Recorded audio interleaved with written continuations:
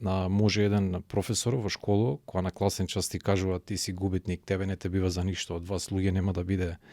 Тоа е во физкултурно. Значи во школото кое што би требало да работи со млади тинеџери, успешни спортисти, разбирањето на спортската психологија е првенствено разбирање на неуспехот и што треба да направиш кога си доле, што треба да направиш кога си горе, како да се одржиш горе. Многу од шампионите ќе ти кажат дека многу е тешко да се стане шампион, уште потешко да се задржи таа шампионска форма. Спортистите ќе нас пијат алкохол, значи без проблем и многу други работи.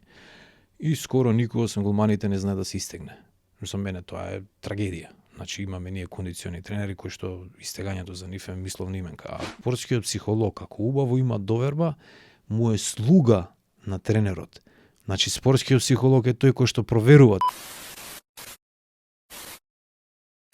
Борко, како си? Одлично, Георги, како си ти? Добар сум. Утрински, убаво, спремен. Интересна тема имаме денеска да обработиме.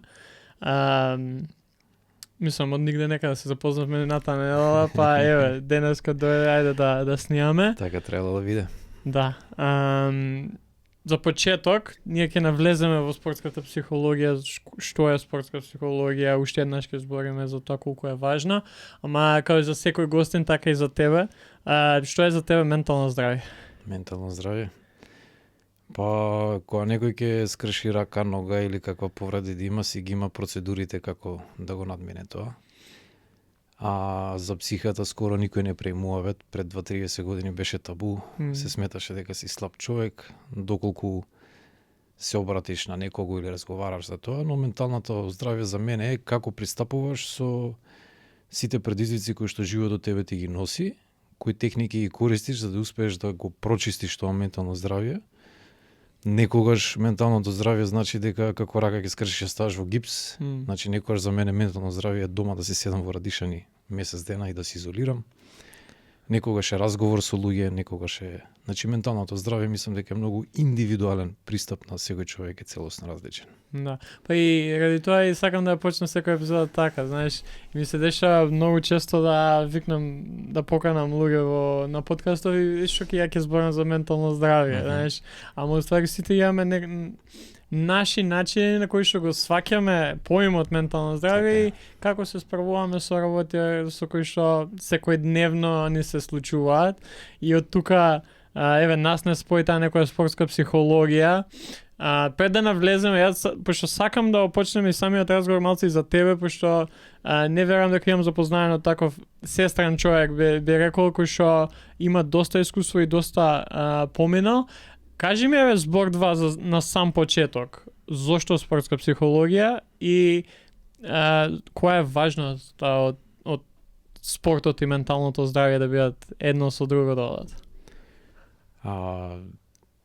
Сега не знам како да влезам во ситуација. Во мене спортот ми е цел живот интересен. Значи, татко ми не гледа многу спорт, мајка ми гледала. И јас сум бил како заљубен во спорт, многу страствен навијач сум бил. Сум пробал да тренирам 5-6 различни спортови, по месец, 2-3. И сега тука можеби го има отклучено тоа што кај мене подоцна во животот се развива како генералиста. Точниот термин за да се опише личност како мене е генералиста. Има една изрека која што вика како беше изреката? Jack of all trades, master of none. Сега ја верувам Jack of all trade, master in some. Значи, образовниот систем не ме привлече, а дома моите беа по образовен систем, многу со библиотека имавме дома и така натака. И ја решив на моите да ги убедам некако во физкултурно да ме пуштат. Сега како некој антиталент за спортови, 7 оделение сум 8 и ги убедувам моите, слушате, ја имам проблеми со кичма, дека имав совраќајки, бев у кома и бев у гипсови, како дете, и ги убедив да ме пуштат во физкултурно. И ја додека бев во физкултурно, вика мајке бидам можеби спортски новинар. Она си правам бајрам со паметот, ама ќе ги знам сите спортисти. И додека бев во физкултурно, мене многу увидов негативната страна на лошиот образовен систем во Македонија. Како од звезди кои што седеле до мене во мој клас, поздрав до сите во физкултурно, имаше стварно многу интересни звезди во прва година средно, Но гледав како во втора, трета средно како се откажуваат, како паѓаат. Тогаш увидов колку е менталното здравје фактички битно и колку може еден професор во школа, кога на класен час ти кажува ти си губитник, тебе не те бива за ништо, од вас луѓе нема да биде. Тоа е во физкултурно. Значи во школото кое што би требало да работи со млади тинеџери, успешни спортисти. Ја тоаш го увидов тоа, ми помогне и духовноста, бидејќи моите родители многу рано ми однесено во духовност и ја многу рано влегов во депресија. Значи јас сум бил во депресија втора средно, може би малку трета средно и после природно некако падот ме донесе кон социјална работа, кон младинска работа и почнав да им помагам на луѓе и на тој начин да го разбирам подобро менталното здравје. Спортска психологија моја многу голема желба и љубов била, но на почетокот не ни знаев ни дека постои. Во 2017-18 почнав да ја работам, бидејќи претходно сум помогнал на многу млади луѓе како младински работник. И 2019-20 се сертифицирав на Барса Академија, каде што фактички разбрав дека многу од работите сум ги знаел и дека ми било потребно да ги ставам во организирана структура. И после 2020 како посилно имам влезено и со работа секако и со клубови, и со индивидуалци, и со тренери, и со сите предизвици кои што спортската психологија со себе ги носи. Секој беше вториот дел. Не, тоа е она важноста и мислам дека го спомна ја и така би почнал самиот колку е само тоа го зборевме и на настан што имавме, сме зборели на доста епизоди во подкастов као тренери, еве и наставници, некои кои што на рана возраст ги земаат тие некои деца кои што се талентирани, кои што имаат желба за да играат, цел им е да станат професионални спортисти. Колку само имав гостен фудбалски тренер кој што вика најголем пораз мене ми е кога едно дете ќе се откаже да игра фудбал или да спортува.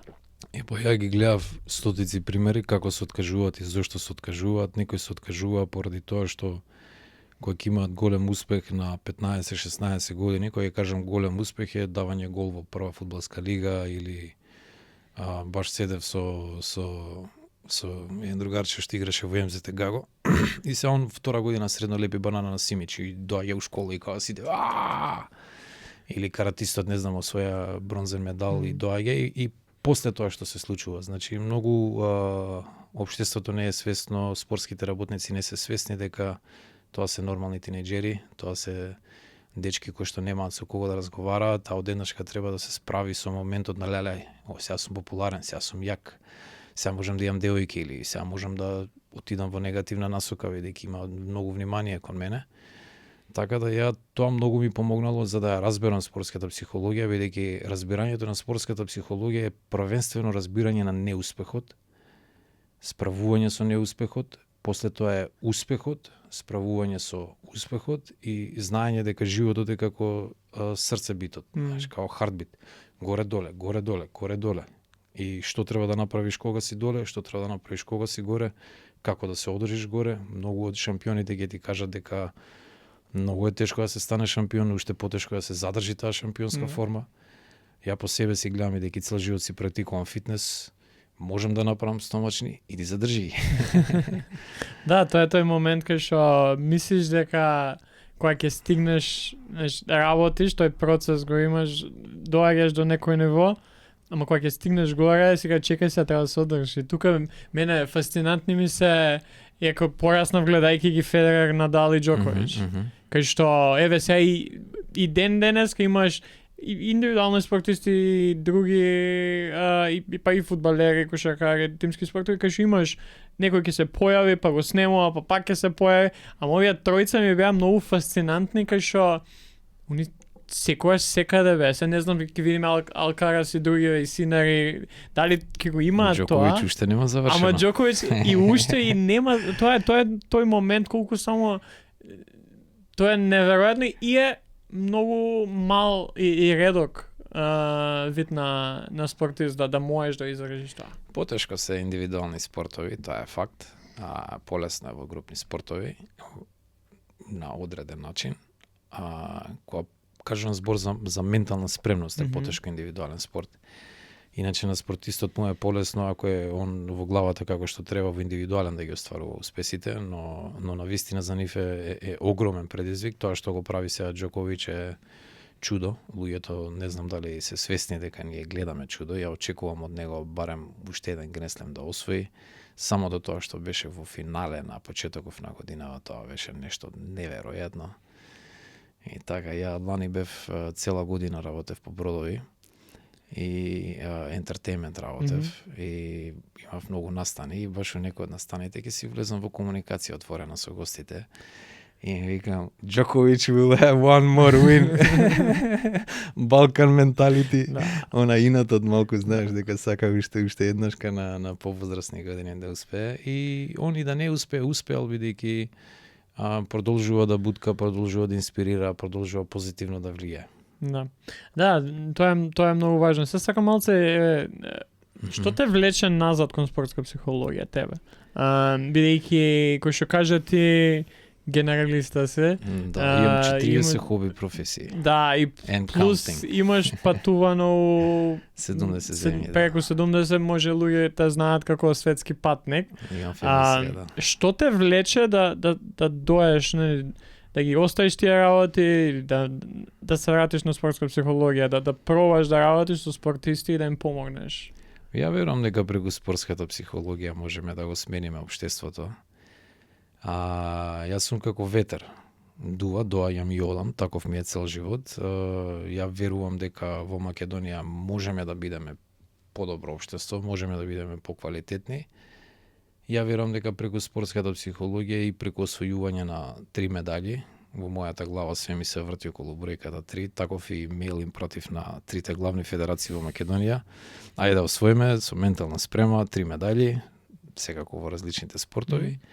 Верувам дека тоа би ги инспирирало младите да знаат дека не сме ние патетични како што некој се обидува да не представи или да не убеди дека сме, дека секој може да постигне успех со организирана и посветена работа и верувам дека на тој начин може и да се смени менталниот склоп на мнозинството или на дел од мнозинството. Сега мене што ме влече кон спортска психологија, тоа е моја најголема љубов. Нажалост, тоа било многу често злоупотребено, видејќи кога сум работел со клубови, тоа што ти е љубов и он ќе каже ајде љубов и видејќи тоа многу сакаш, еве ти снајди се со скоро без пари нешто, некои ситни суми, кои што на брод и во странство се прават за 3-4 дена. Но тоа е мојата љубов.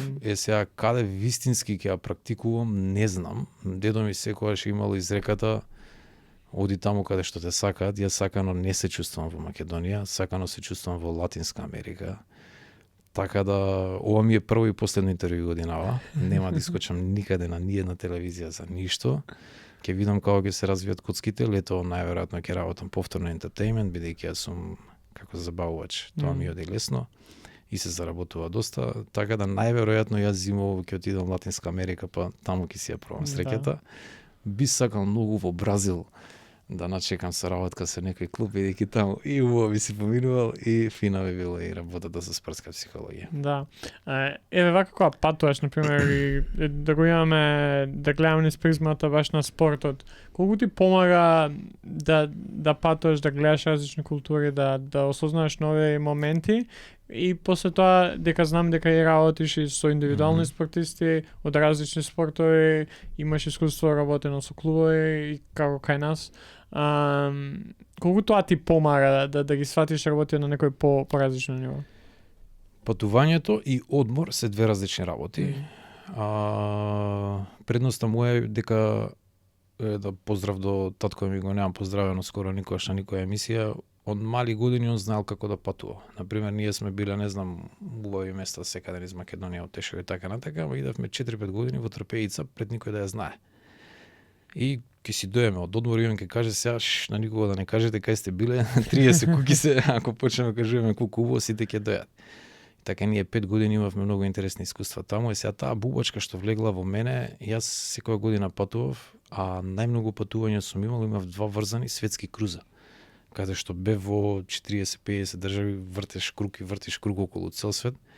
Тоа е магично кога патуваш, бидејќи ги затвараш очите, ги отвараш очите на друго место си, ги затвараш очите, ги отвараш очите на друго место си.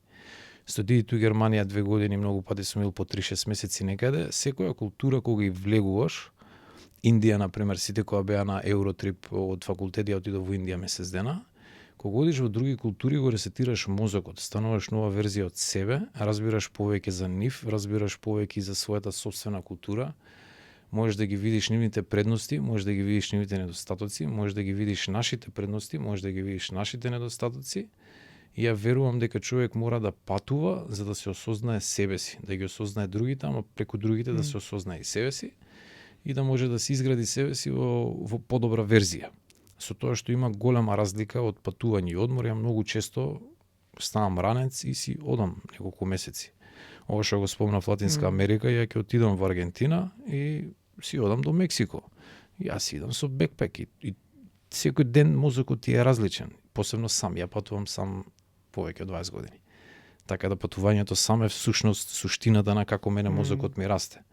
Бидејќи ако патуваш со другарите, секогаш ќе имаш слични ситуации. Слична вечер, слично сабајле, слично нешто друго. Кога патуваш сам, принуден си да се со локалците, принуден си да се ја и говорам многу јазици, шпански, германски, и тоа ми помага да влезам натре во културата.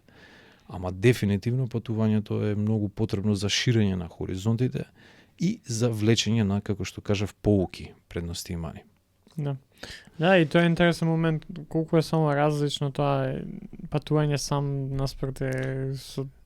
Тешко е да се одлучиш, јас се одлучив на 19 години и од 19 години со 2-3 исклучоци кога сум бил со девојки на одмор, толку било, другото све е сам. Да. Кажи ми, еве да рече, ова ти е прво единствено излагање во јавност кај нас во Македонија, годинава. Што те натера, еве, тој е интересен момент, и ја и ти се запознавме буквално, ние само што ставивме епизода со Дора, мајка ми ја прати на Вивер, вика, види, интересно е. Да. Видов и те контактирав. И ама што те натера повторно да се обидеш, бидејќи еве, може и да кажеш у тој момент имаме ние потенцијал за да оствариме големи успеси во Македонија.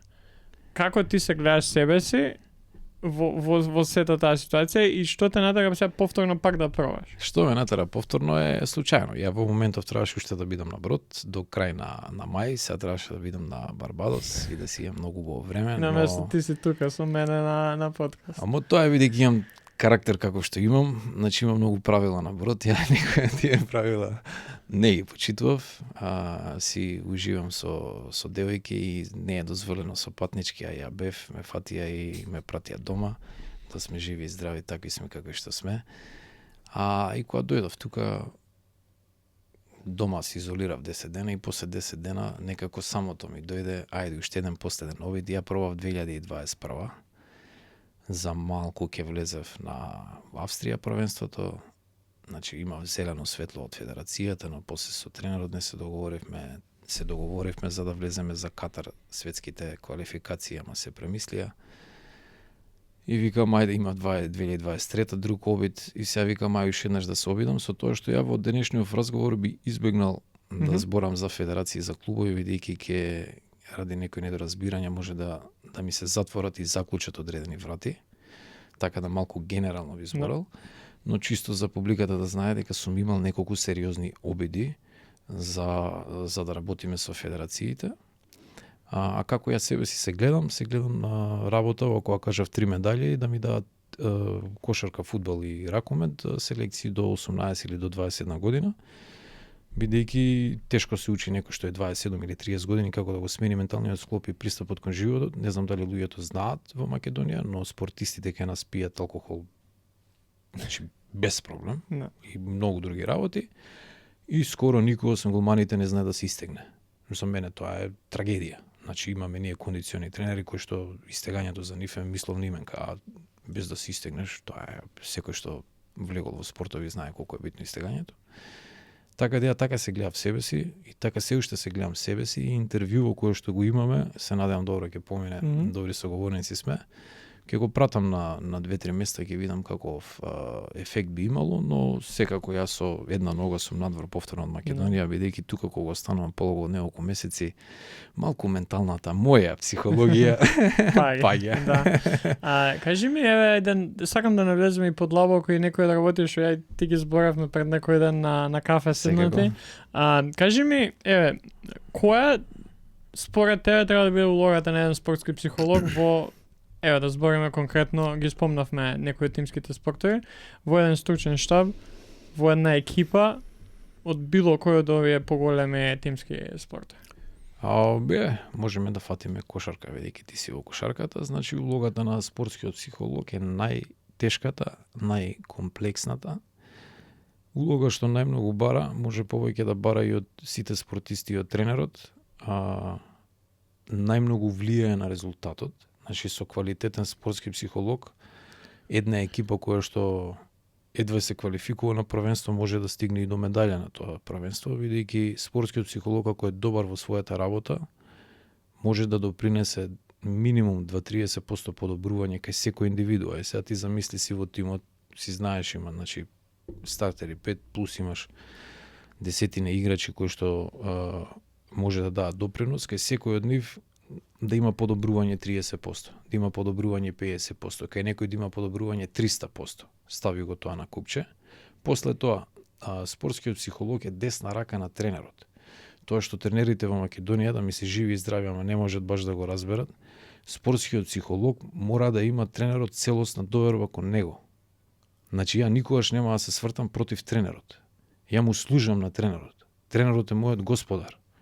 И се што треба за тренерот ја ќе направам.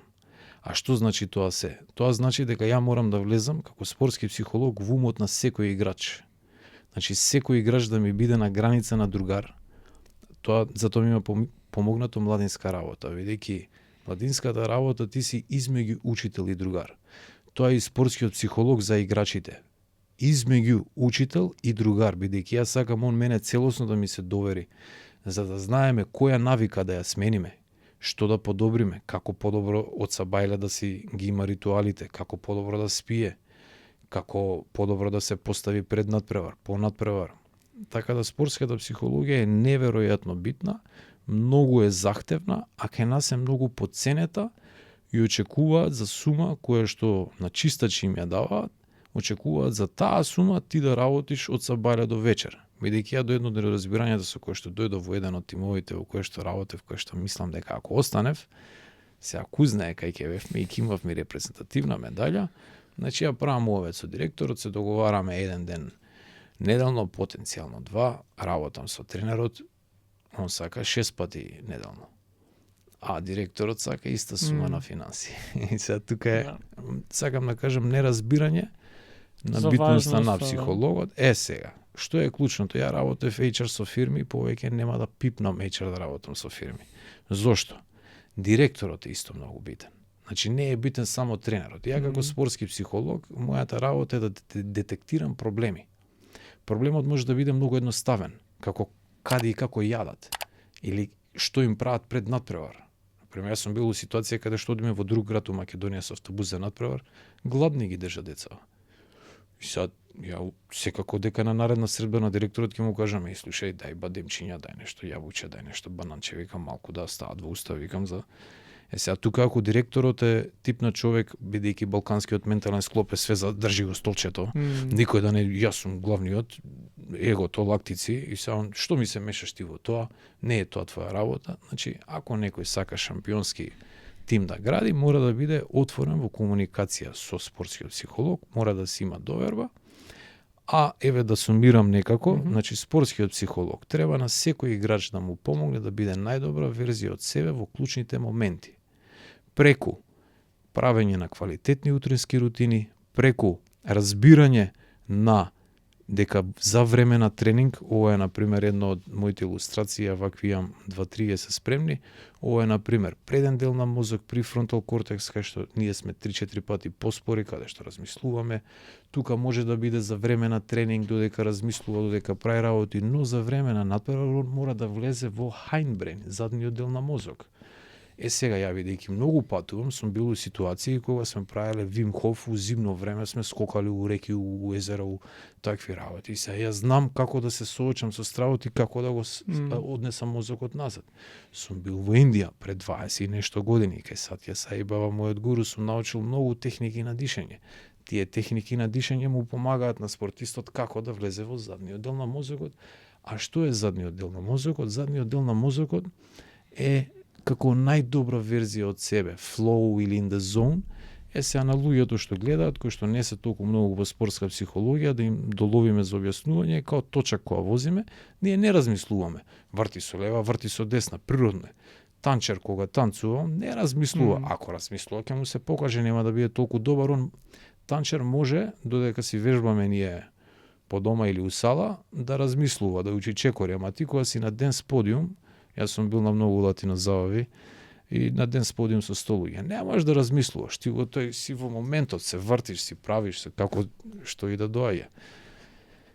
Така да, мокриноста на спортска психологија е неверојатна, се надевам во Македонија ќе разберат што поскоро, бидејќи ова е нова наука која што се развива овие 2-30 години, и ако се вратиме кон кошарката сега, Фил Џексон е првиот, според мене, неверојатен спортски психолог. Значи, Фил Џексон во која и екипа и да влезел, сите други екипи се прашуваат како се толку смирени, како се толку фокусирани. Майкл Џордан немал да има 6 титули да не беше Фил Џексон. Коби Брајант немаше да успее да го најде балансот со Шекил Онил у никој случај да не беше Фил Џексон. Значи, работите кои што ја ги кажувам не се измислени, а многу луѓе мислат дека се измислени. Тоа е наука која што е базирана на психологија и користи многу од алатките на психологија, но е базирана и на реални примери од спортот. Значи, луѓето може секој што се бави со кошарката, кој што би сакала биде подобар, да му даеме една задача сега. Некој викенд одбери, цел ден посвети на Фил Џексон. Утре дента цел ден посвети на Грег Попович. У понеделник ќе видите многу подобри тренери, многу подобри играчи. Нека се живи. И тоа е тој момент, во кажа ти, и се согласувам во целост со тоа, секој една од директор до играч, па и останат и сите измеѓу, имаат своја улога да изиграат. Дефинитивно. Тоа ми е интересно, е Фил Џексон, пошто ми е исто така еден од оние од кои што имам многу научено, и неговата книга Eleven Rings на сите ја препорачувам. Ја немам веќе копија, пошто ја дадов мојата, ама ја прочитав и знам и можам да ја најдам кај која сакам. Идејата е дека он уствари, ако гледаш, он како тренер, тактички дел, се тоа, секако да бидеш тренер ти треба да го имаш тој дел, ама он се опкружи со најдобрите и нормално и сите ја знаеме Фил Џексон и тој некој triangle offense, но ствари тоа не е на Фил Џексон, тоа е на еден од неговите асистенти кој што ја усовршил тој напад, за он да може после да го користи да му верува безпрекорно на тој човек, се док не се скара. Да, ама нема везе, тоа се случува, нели, некој односи и он ги учи тие основи на заслугата на лидерот на Фил Џексон. И знае како, и мислам, ти да успееш да скротиш, ја би рекол тројца, Џордан, Коби и Шек. Да успееш да ги скротиш и Денис Родман што има направено за него.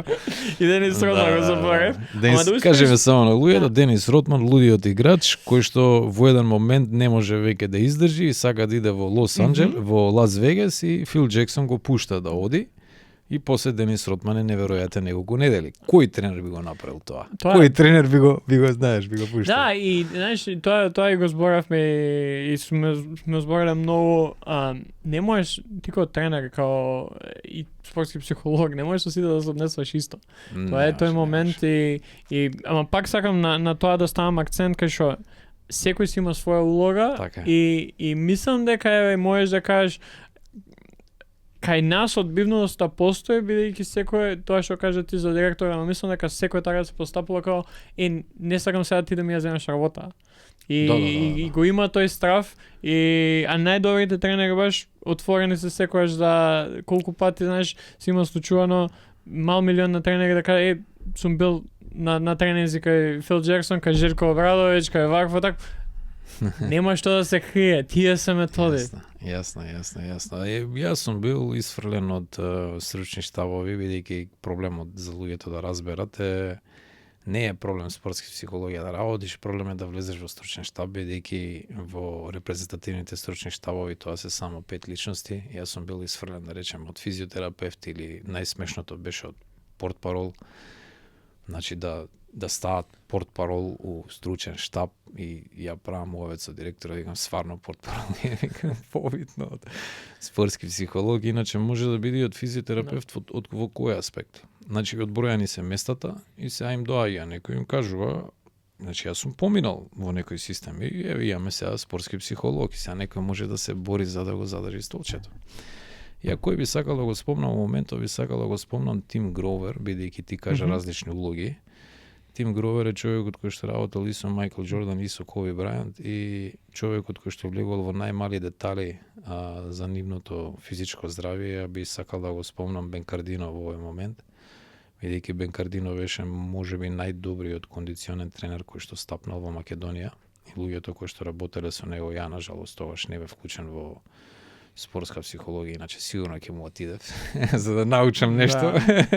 И ако треба и пари ќе му дам, ако неки пари ајвар ќе му донесам или што и да е, како мотивација за да биде поотворен, бидејќи учиме дека сме живи. Што сакав да кажам, да се надоврзам на твоето. Има многу улоги, секој треба да игра својата улога, нутриционистите се многу битни. И сега моментот кај спортската психологија е што ние треба да бидеме многу остроумни. Треба да бидеме on top of our game и треба да ги приметуваме несовршеностите секаде. Значи, ако има во исхрана несовршености, ние треба да ги приметиме. Например, ќе кажам една ситуација каде што имавме тренинг пред надпревар, битен надпревар и еден од играчите не се покажува добро на тренингот. И тренеров мене ми вика, провери што е, како е, и ја проверуваме, му се враќаме, му вика, многу граф јадел. Знаеш, и сега тренерот тоа нема да го свати, после тоа низ мал разговор ќе го разбере, ама деца се, тинеџери се. Значи, мајка му направила добар граф. Седнал, изел 3 чини, изел 3 левчиња, се он тоа нема да му го каже на тренерот, ама ја видејќи имам другарски однос со него, ќе го сподели тоа со мене. Е сега што е маната на психолозите, зашто класичен психолог е тешко да биде добар спортски психолог, бидејќи они може премногу да анализираат. Знаеш, премногу да влезе во умот, а некогаш решенијата и проблемите, за да има решение, проблемот мораме прво да го знаеме, некогаш многу едноставен. Многу едноставен, го изнервирала девојката. Или нешто што никој не го збори за во машките спортови, мастурбирал вечерта пред утакмица. Или уште полошо дента за време на утакмица. Сега спортскиот психолог, затоа кажав на почетокот, е битно да биде помеѓу учител и другар, бидејќи ја мојата задача е да му објаснам на детето или на младиот спортист. Многу е битно да се чуваме себе си, многу е битно да си ја чуваме својата енергија. Многу е битно, например, еве Майк Тајсон. Майк Тајсон вика, ја не сум имал секс, вика, кога било пред, вика, мечови, вика, и по неколку недели. Значи, тоа што најмногу го сакам, го тргам на страна, за да имам глад во мене. Ти, например, ако прејадеш спортист во денот на надпревар и пред надпревар, нема да перформира толку добро.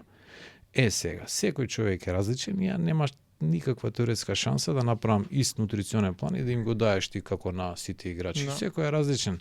Треба да си најдеш што е добро за тебе. Например, да го даеме Леброн Джеймс. Леброн Джеймс 20 години и јаде шпагети. 2,5-3 сати пред надпревар. Си ја нашол фората човекот. Као се чувствувам ја најако со шпагети. Шпагети со ова и со ова и со ова. Кога? 3 сати пред надпревар. Значи, он си пробал, си увидел. Сега тоа е спортскиот психолог.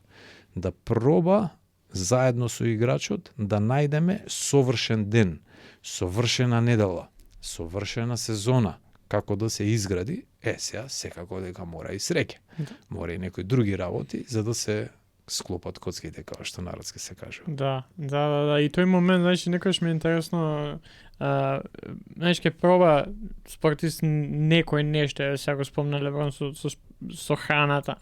Еднаш ако функционира, многу е полесно и да не функционира тоа самиот факт што бидејќи спортистите се луѓе кои што superstitious, кои што веруваш, ова функционираше или функционира една недела, 2 недели и да престане функционира, ти нема тоа да ти влијае воопшто, бидејќи имаш таа само добро, ова го правам, функционира. Ама ако еднаш не го направиш, 2 пати не го направиш, и ти се губи и доаѓаш ситуација да видиш како чекаваш што му се деси на Леброн. Да. Со тоа што би додал. Спортската психологија, значи неверојатна предност има. Кога се млади се фокусираме и на градење на карактер. Бидејќи карактерот е многу битен. Доека трае спортската кариера, менаџирање на подеми и падови на сите работи се случуваат. Кога доаѓа при крај на кариерата, како да му се помогне, значи ние во Барса Академија имаше последниот сегмент од мојата програма која што ја правев, беше Што после? Значи ти му помагаш на спортистот при крајот на неговата кариера како да се раздели од кариерата на некој начин и да продолжи со животот, бидејќи многу луѓе успешни спортисти неубаво се разделуваат со кариерата и после тоа животот им оди во различна насока. Значи спортската психологија е многу повеќе од само да се стане шампион. Да. Цел процес. Да, што ти поготово на тој крај на кариерата ти треба да се соочиш со загуба. Со како и тоа голем дел од луѓе може и не ги саќаат така работа или не ни размислуваат на тоа кај што ти буквално да биеш успешен спортист, колку ти е еден животен век. Тоа што имам прочитано во НБА лигата, просечно играат по помалце, 3 до 4 години. Ако земеме цел, значи сега нормално имаш играчи кои што не знам, Дик Новицки ќе игра 20 плюс години. Јасно. Ама ако се зема тој просек, многу е мал еден спортски. И тука е тој момент. Психолог може тоа да го искористи како мотивација. Ја, например, кога во еден клуб работев, седнам со дечките што 26-7 години и буквално им палиш оган под газот. Значи, му кажувам, друже, ти имаш уште еден јак договор. Максимум 2, ако се грижи за твоето тело. Што имаш да се купено, како си имаш обезбедено. И сега ти кога ќе го направиш тој муавет, мене, например, спортистот ми реагирал, ти си првиот што ми го прави муавет. Значи, ја го користам тој момент и за некоја мотивација. А мене ми било задоволство со 3-4 годишен кога сум работел, бидејќи тоа ми кажало дека некои спортисти имаат свести на повозрастни години, знаеш, да се вложи себе си за да се развие. Да, и тоа е тој момент, тоа ми е интересен и зашто мислам дека управо си која спомна дека фокусот треба да биде на помлади, многу е полесно да се помогне на некој да смени некои работи и да ги стави. И се сега да те прашам, тоа ми остана која е разликата помеѓу менување на рутина и менување и вистинска промена? Бидејќи мислам дека, знаеш, некојаш во одредени ситуации, да земеме спортот, некој ќе смени рутина и ќе биде добар, ама тоа ќе го однесе до одредено ниво. Може и титула да освои. Да, ама кога станува таа вистинска промена? И нема да биде само ја сменив рутина и ама како човек пак исто размислувам, ми се ако можеш да малце подлабоко па после да сумираме како да се вратиме на тоа што кажа за младите кои што правиме, карактерот. Например, Майк Тајсон можеме да го спомнеме и неговиот тренер. Цело време карактер. Например, даваат интервју и сега тренеров на Майк Тајсон го кажува зборот карактер 2 или 3 пати. Майк Тајсон го е анализирано многу интервјуа као млад, зборот карактер го спомиња 1000 пати. Значи, Майк Тајсон е еден од најталентираните од аспект на физичка кој ги има капацитет и него многу често го прашуваат и он вика талентот не е битен е карактерот. Значи, карактерот е тоа што прави шампион. Карактер е, например, позитивно да го спомнеме кај нас Горан Пандев.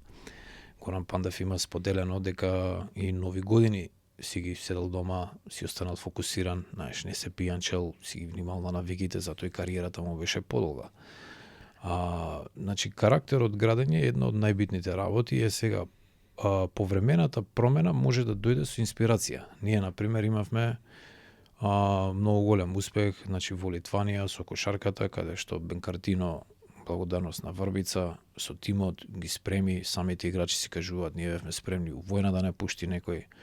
Докузовски, жал ми е што тогаш не даде бар уште една шанса да видиме како би поминало тоа. Докузовски по играчите, ја го немам лично запознаено, ама интервјуа што имам гледано, играчите си кажува дека знаел кога да им пушти слобода, знаел кога да ги стегне. И сега тоа е повремена промена. Значи инспирација, боме келепе, тука се склопуваат коцките, ја верувам дека уште малку коцки да се подсклопеа ќе освоевме таа медаља. Тоа е повремена промена. За постојана промена нас ни треба променување на системот на кој што ние функционираме, за да Македонија, бидејќи јас ако се вклучам сега во македонскиот спорт и поработам 2-3 години, после тоа морам да одам, пошто тако сум како човек, мене не ме држи едно место, ама да поработам 2-3 години, па да отидам у странство, мојата цел која би била? Работење со тинејџери, поставување на системите како што треба. И за 7-8 години ние да отидеме на некои олимписки игри каде што нашата екипа, бројот е 100 представници на олимписки игри. Тоа е невозможно преку индивидуални спортови. Но ако се пласираш во 3-4 спортови на олимпијадата, ти можеш да бидеш као и Македонија види колку ги има. No. А за да се постигне тоа, мора да се има систем. Првото е разбирање дека за шампионот неуспехот е појадок. Значи сега мене, ако ме прашаш, јас сум жив неуспех. Јас сум среќен што сум жив, некој ќе каже нели си магистрирал, нели си патувал, нели си ова, нели си тоа, ама јас себе си во моментов се карактеризирам како неуспех, за да научам од сите искуства и за да после тоа продолжам во животот и ги остварам целите кои што ги остварам. Бидејќи ако јас се задоволам со тоа што сум и со тоа што го имам, јас сум многу благодарен. Да не ги мешам работите. Значи, јас сум екстремно благодарен за се, за моето здравје, за се. Но мора нешто да ме придвижи да одам посилно и појако и да учам од моите неуспеси. Спортистот кој што се плаши од неуспех, не може да постигне, или ако постигне успех, не може да го задржи успехот. Сега, клучното, за да ние дојдеме до систем каде што би имало, како што ти кажа, да има, значи, клучна целосна промена, не само повремена промена, тоа е фокус на моментот, на процесот или фокус на резултатот. Значи, тоа е ова тука. No. Ако се фокусираат на резултатот. Например, мене, една од целите ми е да станам мултимилионер. Тоа ми е цел, бидејќи сакам да докажам на луѓето и дека луѓе као мене кои што се длабоко во духовност, можеме да креираме пари, можеме да влеземе во материјалниот свет, не сме врзани од парите, ама ако јас се фокусирам на тоа, а сега пред 2 години, да речеме, ја пробав да отворам пред 3 години телевизија, Позитива ТВ, каде што имав многу тежок и комплексен период, бидејќи се соочив со многу работи во општеството и падна во сериозни долгови, 66 кила беше мојата тежина, влегов во ептен депресија и сите тие работи, морав да се исклучам на година дена од сите луѓе, па сега на бродови да работам за да покријам долгови. Сега, ако јас се фокусирам само на резултатот, нема, готово, фрли се увардари, крај на причата, пошто имам 40 на година, многу сум вложила, немам ништо што да покажам. Ама ако јас се фокусирам на процесот, топ. Значи, јас сум научил од сите искуства, мојот мозок е пораширен, многу повеќе знам на кого да верувам, на кого да не верувам. Можам да учам во многу сегменти и можам да се фокусирам на процесот или паралела да направиме сега на баскетот. Коби Брајант, која почнува кариерата во Италија. Он вика многу е голема разликата Коби Брајант и Мајкл Џордан. Коби Брајант вика некогаш се ставив во ситуација кај што изгубив надпревари. Ама ја не идев на потегот што знам дека ќе ми помине со тој играч. Ја одев на потегот што ми е најтежок против тој играч. Бидејќи сакав да се надоградам себе си, се фокусира на процесот да стане подобра верзија од себе на секои 3 месеци, на секоја година да биде подобра верзија од себе. Тоа е единствениот начин како да ги промениме спортистите во Македонија, а тоа е на секои 3 месеци да биде подобра верзија од себе. Секој месец да менува нешто кај себе, да се надоградува нешто кај себе, да станува подобар и да почнеме да учиме од нашите успеси, бидејќи ние имаме мини успеси, ама не градиме на нив.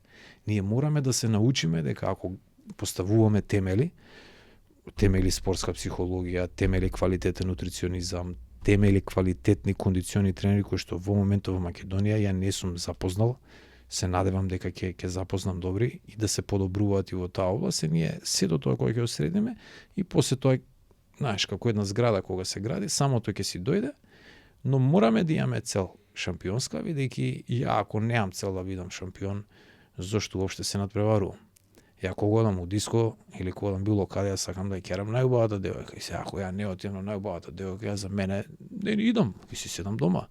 Така и у спортот, значи ако доеш ја морам да пробам да го победам италијанот или шпанецот или бразилецот или кој да е.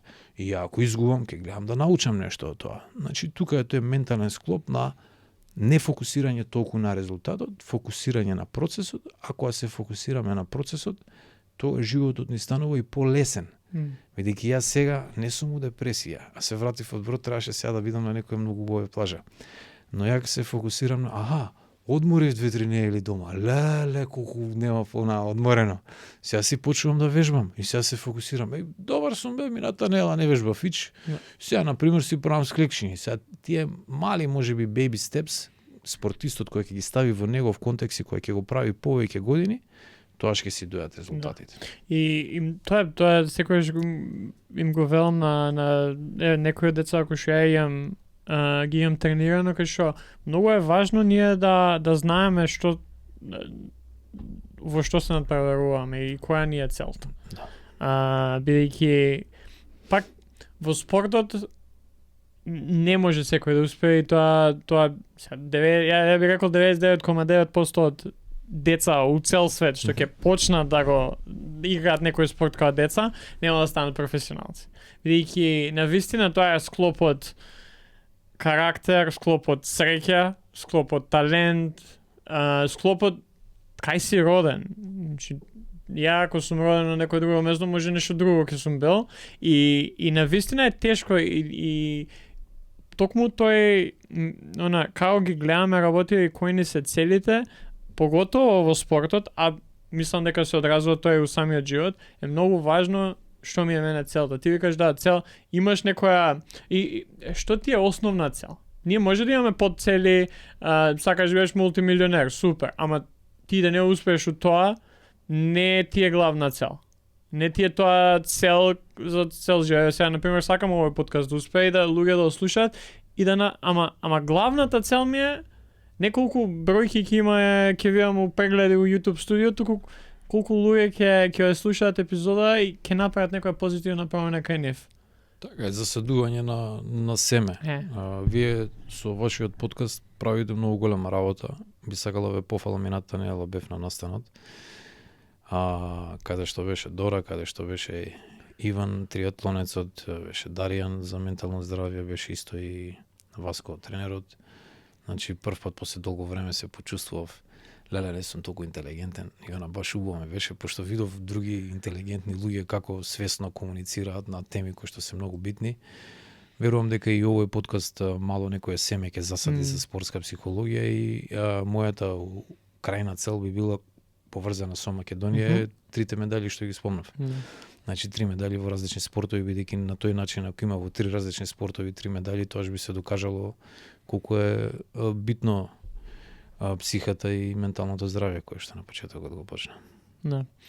Кажи ми сега малце, дали има уште нешто кое што мислиш дека е важно да спомнеме за знам дека има неколку месеци да знам дека има многу, ама ако превршувајќи го самиот разговор, бидејќи навршуваме скоро па 50 на минути, а сакам да ги оставиме во оние што не гледаат, се надевам дека не гледаат исто и луѓе кои што се во спортот, или се родители, или се тренери, или се млади спортисти.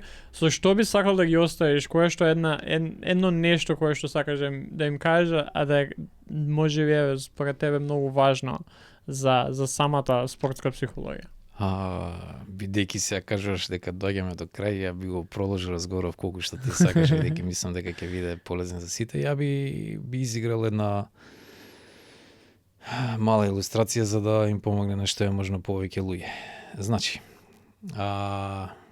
еве да земеме дека е надпревар, денот на надпревар. Ја кога ги затворам очите, иначе тоа се концентрирам повеќе и да замислиме дена надпревар има денес и се буди спортистот. Од левата страна имаше гласче кој што е како ангелче, интуиција, шампионот. Еве левото гласче. Десното гласче ти е егото, ѓаволчето, македонскиот ситен ментален склоп, десното гласче. Сега звони алармот. Ти. И левото гласче ти кажува: ајде, станувај, изми лице, знаеш. Десното гласче ти кажува: снуз бе брат, дај, уште 10 минути ја поспием. И так, ако целиот разговор ќе оди кон тоа дека секоја одлука во денот може да смени многу. И десното гласче ти вика: сноси, искаш. И после пак алармот. Ајде, стани и се, ајде, после 2-30 минути станал човеков. Има надпревар тој ден. И левото гласче интуицијата ќе ти каже: оди изми лице, освежи се, или истуширај се, или седни, испразни се, Или што е десното гласче ќе ти каже, ај провери што има на Инстаграм од вчера или што има, знаеш, ќе те однесе натака. Левото гласче, ајде да се профрлиме сега на ручек. Левото гласче ќе ти каже, као Леброн Джеймс, јади шпагети, или пазиш што ова, или пазиш десното гласче ќе ти каже, касни, што и да е нешто друго. Ќе дојде пред надпревар 3-4 сати. Иначе на време на надпревар, ако сакаме шампионски да изградиме, нема користење мобилни. Значи нема проверување на социјални мрежи што се случува. Еве да речеме звони телефонот. И некоја другарка или другар или што и да е, и сега левото гласче ќе ти каже шампионското, ќе ти каже не дигај, исклучи го телефонот. Десното гласче ќе ти каже ајде да видиме што при девојкава. И ќе се јави на девојката и ќе договара. Ај после надпревар ќе се видиме, ќе правиме ова, ќе правиме тоа. Значи увото него веќе му отишло на што ќе прави после надпревар. Да се вратиме сега пред самиот надпревар. Левото гласче 2-3 сати пред надпреварот ќе ти каже земи сега истегни се, напи се малку водичка. Значи интуицијата ти кажува што треба да направиш за да ти биде тој ден поуспешен, за да бидеш подобар на надпреварот. Десното гласче ќе ти каже, ти си цверка, ти си, што, дај една Кока-кола испи, Ќе почне, пред да почне надпреварот, левото гласче ти кажува, направи си ги ритуалите. Може некој има ритуал, стаи слушалки, трни се 5 минути на страна, почне визуализира и прави нешто. Десното гласче, само ти го пумпа егото десното гласче.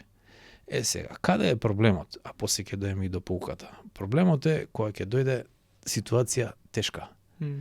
Например, еве, фудбалот губат 1-0. Тогаш се гледа спортска психологија. Ја да бев со спортистите, немаше да се случи од 1-0, 4-0. Ако се случило, тоа што е добро за директори и за тренери, е спортскиот психолог е крив. Значи, затоа е многу убаво да работат, бидејќи може вината да ја префрлат кон него. Сега, кога ќе дојде проблем тежок, десното гласче толку е. Го фаќа паника. Бидејќи цело време те хранело, ти си најдобар, ти си најдобар, ти си најдобар, ама без да се фокусираш на моментот. А за да бидеш присутен во надпреварот, мора да бидеш присутен во појадокот. Кога јадеш појадок, биди присутен кога джвакаш, не гледај во некои глупости. Биди присутен, диши кога ги правиш сите активности. Така да, ова би го врзал, како сега некоја поука, дека се ние што правиме во текот на денот, секоја наша одлука во надпреварувачки ден или во ненадпреварувачки ден, е она што нас не прави да бидеме шампиони или она што нас не прави да бидеме херои или губитници.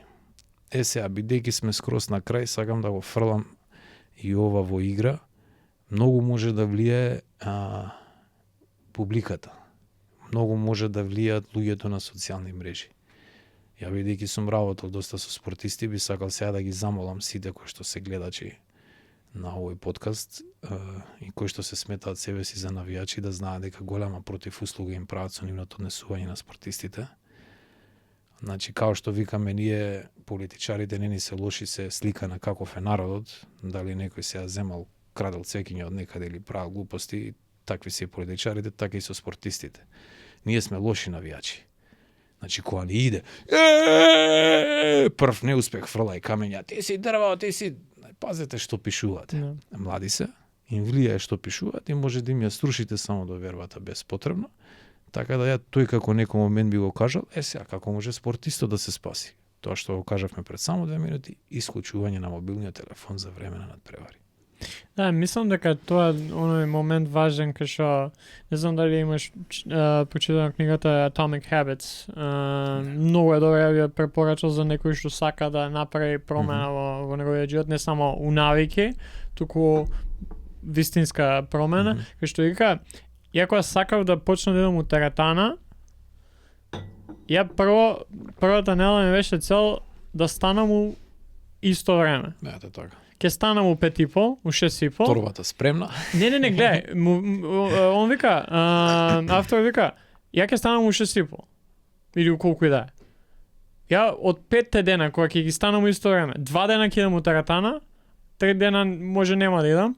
Ама ја веќе сум се навикнал да станувам у тоа време. Така. Следната недела целта ми беше ја да станам и да станам од кревет. Така. И после тоа ми е не да идам у теретана, не, теретана недела ми беше да станам од кревет и да ја отворам вратата. Или да ставам патики. Јасно. И ти кога веќе, знаеш, ќе ги набилдеш она stacking your habits, ти веќе тебе природно ќе ти биде да идеш у теретана која ќе станеш. Исто и со ова убав пример што даде и фала ти за тоа, кај што ти кога ќе се навикнеш да слушаш она интуитивно она ангелче што ти го нарекуваш, кога ќе се деси некоја тешка работа, ќе ти дадат гол, 1-0 губиш. Ти по навика ќе го слушаш него. Да.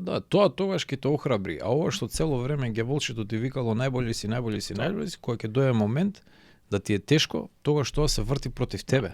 Тогаш тоа гласче ќе се сврти против тебе. Зошто? Бидејќи разговаравме за многу теми, ама не ја рачнавме суштината. Суштината е како да се влезе in the zone или in the flow. Суштината е која? Ако шутира пенал или ако е на слободни фрлања, во тој момент на што размислува?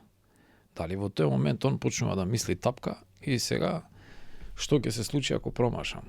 Ја можам да гарантирам дека близнакот од Стојановски со Русија кога го промаши тоа од подкош, тоа ти е класичен чоук, бидејќи он во тој момент акцијата ја направиле за него, он во тој момент почнува да размислува и обично положување го промашува. Сега тука е моментот на спортската психологија, како да им помогне на спортистите во најтешките моменти да бидат in the flow. А за да бидеш in the flow мора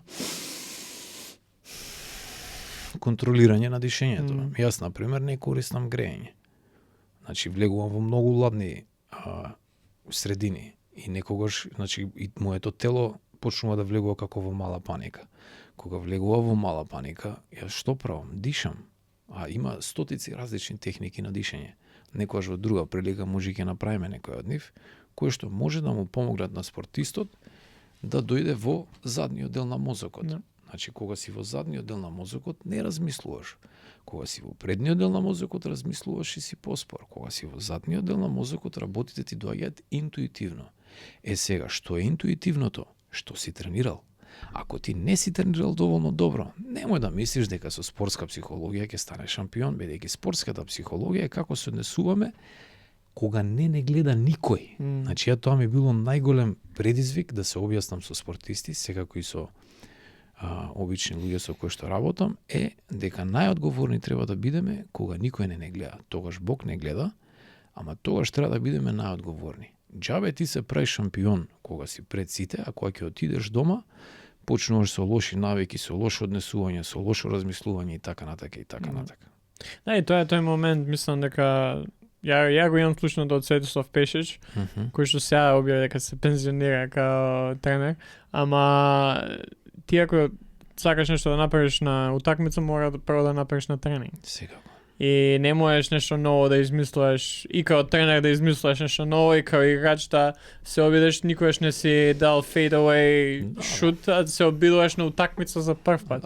Нема никогаш да функционира. Има многу интересен еден спортски психолог од Канада кој што ја го следам, повозрасен е, и он кажува don't overcoach during the game. Вика, што е да мислиш ти како тренер, дека си паметен, дека си ова, дека си она, направи го, вика, на тренинзи. А кога ќе дојде на преворот, немој да го почнеш да размислува, сега оверкоучинг ти можеш задачи да му даеш, ама не можеш, како што кажат и тогаш да ја променуваш.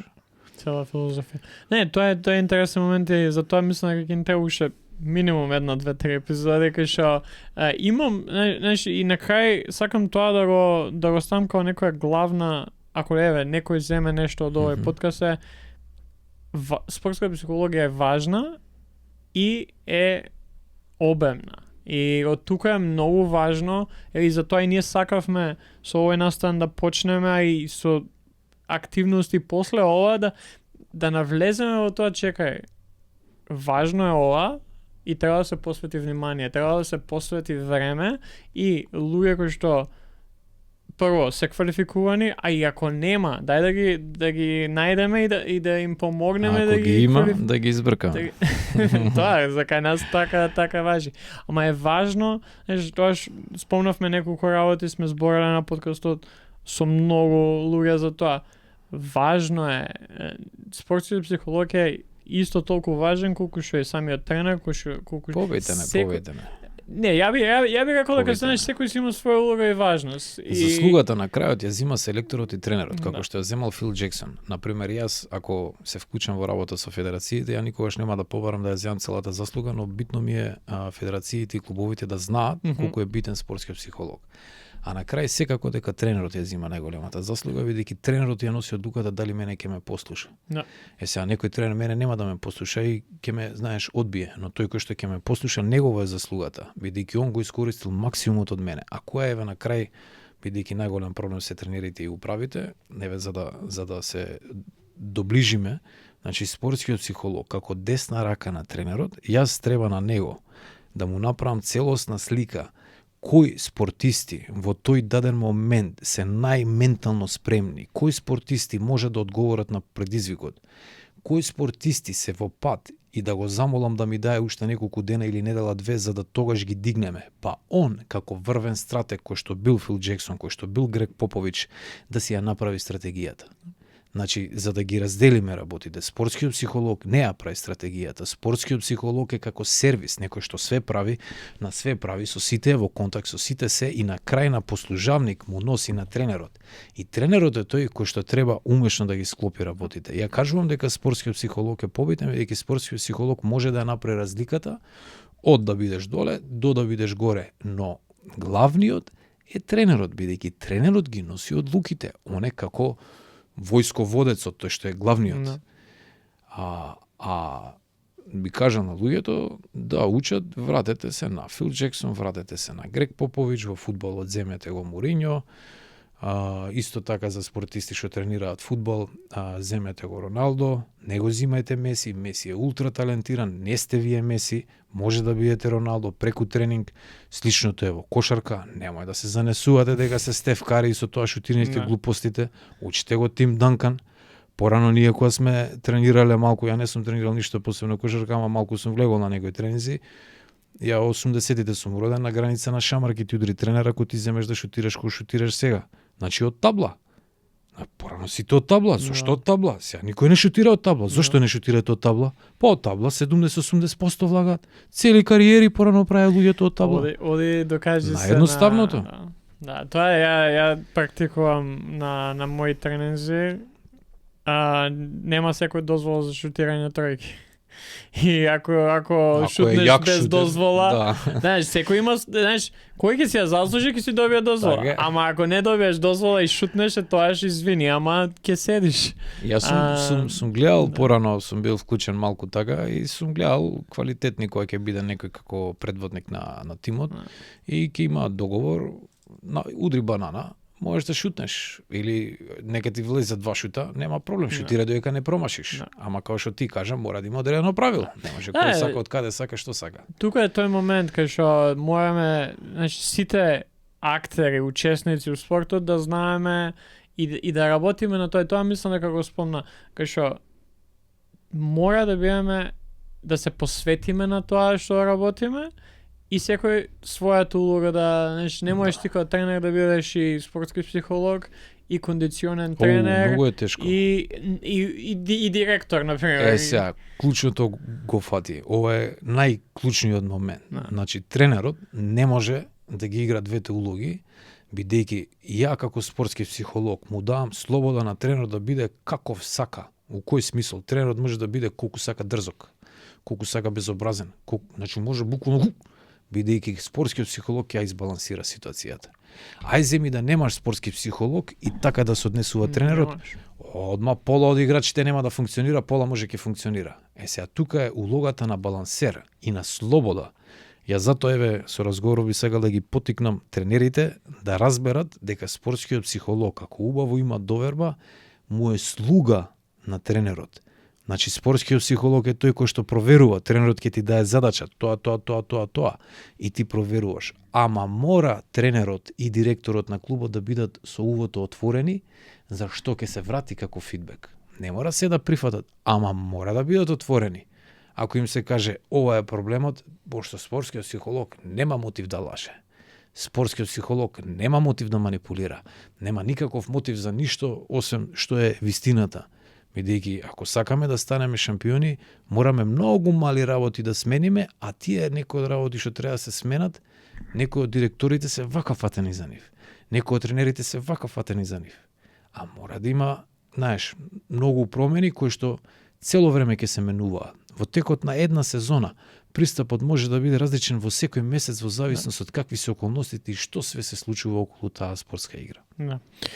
Фала ти за одвоеното време. Мислам дека има многу што да се извади од самата епизода и да се научи. Некој може да се согласи, некој не. Ама и за тоа е добро што имаме можност барем да зборуваме на овие теми и верувам дека и се надевам дека спортската психологија ќе биде се повеќе и повеќе мејнстрим кај нас и ќе дојде до тоа ниво да ја зборуваме многу почесто и многу поотворено да ги имаме овие дискусии и понатака. За крај, секој гостин го прашувам, така и тебе. Еве, што би ги прашал тие што издржале некој саат време да не слушаат и што би ги прашал баш нив? Што би ги прашал? Да. Ајде, гледам камера. Што научивте за време на овој разговор? Дали мозокот малку ви се промени и отвори? Дали во некои моменти на разговорот со Ѓорги почнавте да не осудувате? Или леле ово е луд, или леле ова, или леле тоа? Ако тоа се случило, пуштете го, бидејќи процесот на учење не може да има осудување.